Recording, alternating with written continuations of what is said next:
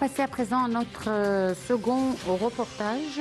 L'Égypte déploie des efforts importants pour continuer à attirer des investissements étrangers ainsi que pour booster le marché local. C'est pourquoi les prévisions sont optimistes pour 2022. Un reportage.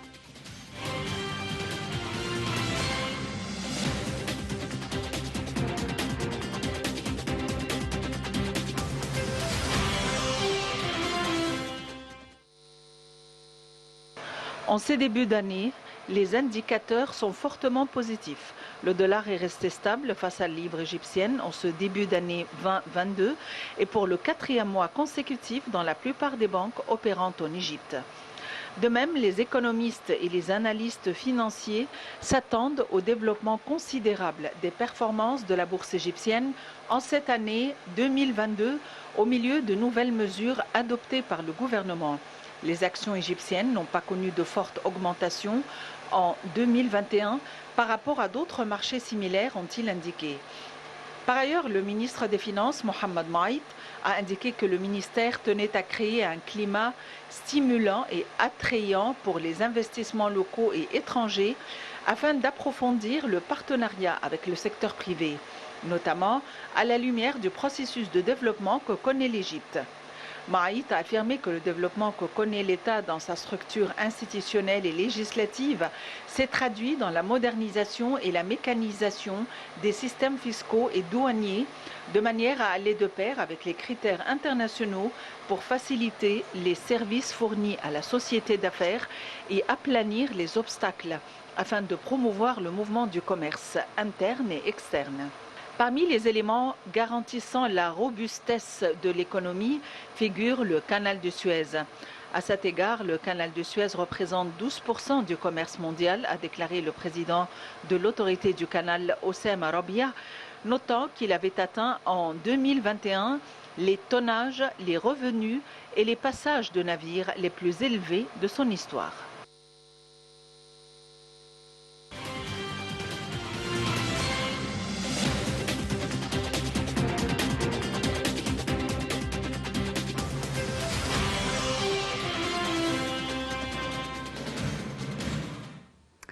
Et pour développer, nous avons en ligne M.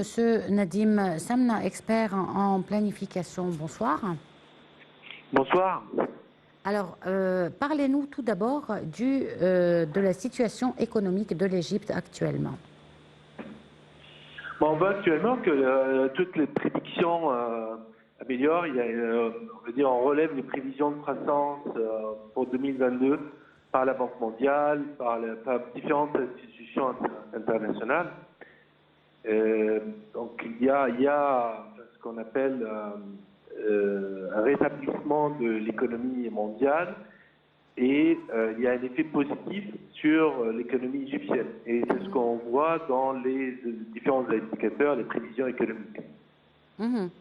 Et quels sont les facteurs justement qui ont contribué d'une manière positive à ce développement de l'économie?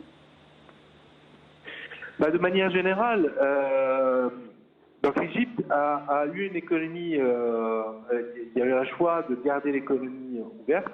Il n'y a pas eu les mêmes restrictions que dans des pays, surtout en Europe ou dans d'autres pays. Mais en Europe, en 2021, on a considéré qu'il y a une réduction de la pandémie et on a commencé à réduire les restrictions et ça a généré un mouvement de consommation assez important qui a favorisé la croissance dans ces pays. Et avec un effet de ricochet, ça a permis aussi, ça a bénéficié à l'économie égyptienne à travers une augmentation des exportations, par exemple, vers l'Europe. On va dire, c'est l'effet immédiat du rétablissement des économies européennes.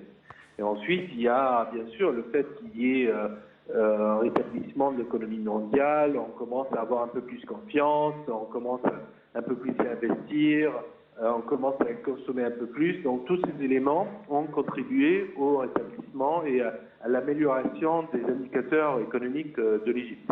Mmh. Et comment est-ce que vous qualifiez le climat des investissements locaux et étrangers en Égypte? Alors, pour l'instant, je pense que c'est encore ce qu'on va appeler timide rétablissement des investissements locaux ou même étrangers. C'est encore un peu trop tôt pour constater un rétablissement des investissements.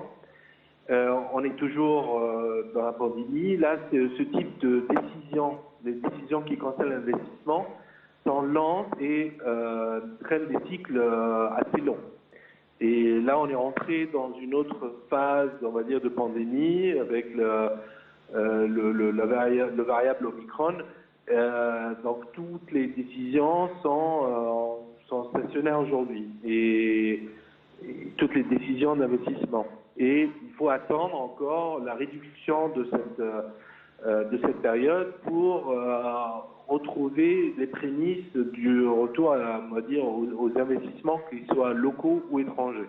Il faut patienter encore. On a remarqué que pendant la pandémie, l'économie du monde a été affectée et peu de pays ont pu survivre, dont l'Égypte. Quels sont les facteurs qui ont contribué justement à cette survie de l'économie égyptienne? Comme je disais plus tôt, il y a eu un choix politique de garder l'économie ouverte. Il n'y a pas eu le même nombre de restrictions que dans d'autres pays. Il n'y a pas eu un blocage total comme dans les pays européens. Il y a des facteurs qui ont permis à l'Égypte on va dire de passer en pandémie. Voilà, on va dire un facteur démographique, un moyenne d'âge quand même qui est assez jeune, en comparaison avec les pays européens. Il y a le mode de vie, on va dire plutôt à l'extérieur, donc ça limite la propagation, la contamination. Il y a des facteurs de ce genre, mais qui a permis aussi à l'économie de rester ouverte, ce qu'on appelle rester ouverte. C'est-à-dire que les gens ont toujours la possibilité d'aller travailler, que l'administration est restée ouverte.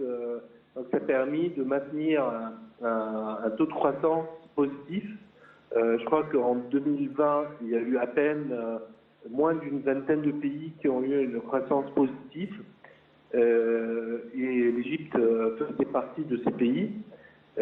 Et bien sûr, ça a continué. C'est-à-dire que le rétablissement de l'économie égyptienne, vu qu'il y avait déjà, on va dire, une croissance, en 2021, la croissance s'est accélérée parce que l'économie est devenue un peu plus ouverte.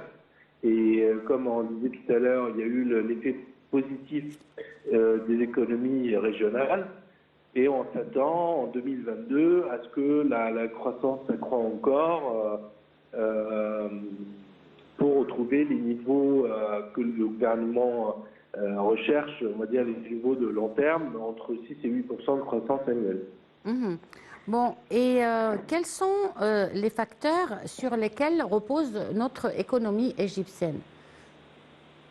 L'industrie, un des principaux avantages de l'économie égyptienne, c'est que c'est une économie très diversifiée. C'est-à-dire qu'il y a vraiment beaucoup de secteurs qui contribuent on va dire à la croissance et contribuent à l'économie égyptienne. Il y a bien sûr la construction, tout ce qui est immobilier, il y a bien sûr le tourisme, il y a vraiment beaucoup de secteurs qui contribuent à l'économie égyptienne. Donc ça c'est un facteur qui a permis à l'Égypte on va dire de combattre les effets néfastes de la pandémie, c'est-à-dire même si par exemple le tourisme a été très affecté, ben, il y a eu d'autres secteurs qui ont pu rattraper et compenser le recul du tourisme et au total afficher une croissance et afficher en tout cas que l'économie croît tout au long de la pandémie. Monsieur Nadim Samna, je vous remercie beaucoup pour cette intervention. Une petite pause et on se retrouve tout de suite après.